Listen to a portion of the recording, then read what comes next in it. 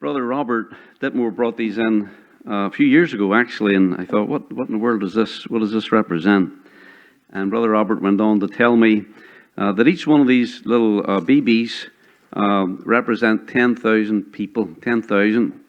And this little canister here represents all the soldiers, all the American soldiers that have died in really all the wars since the Civil War. Of course, the Civil War, there are more casualties in the American Civil War than all the other wars, but that's what that represents. That's all the soldiers, all the people who have died in the wars since the Civil War. That's what that represents. These BBs represent 10,000 babies. And if you notice in your bulletin, we have the figures there, 63.6 million innocent little babies have been murdered in their mother's womb.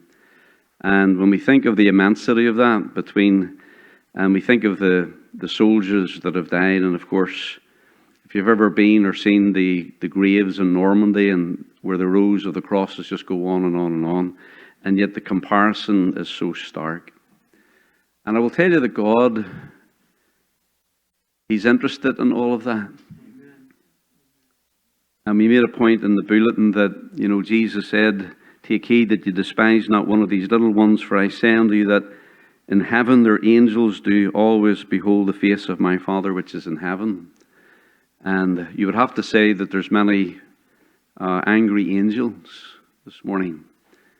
And of course, we live in the time of God's grace, His long-suffering, when God is silent. But there's going to come a time when that silence is broken. And the angels are coming. And people have no idea the trouble that they're in.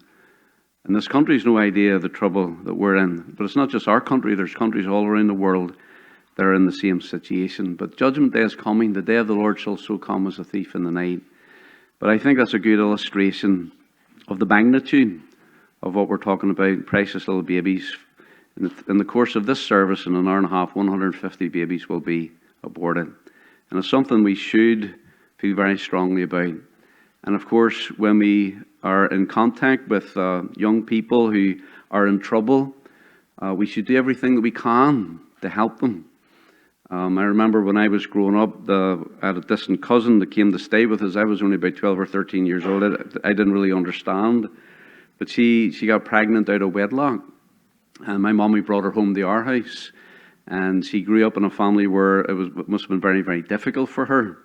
But we need to reach out when people are in trouble, that we could be a help to them, and not to condemn them, but to be a help to them and a blessing to them, because I think that's what God would have us to do. And so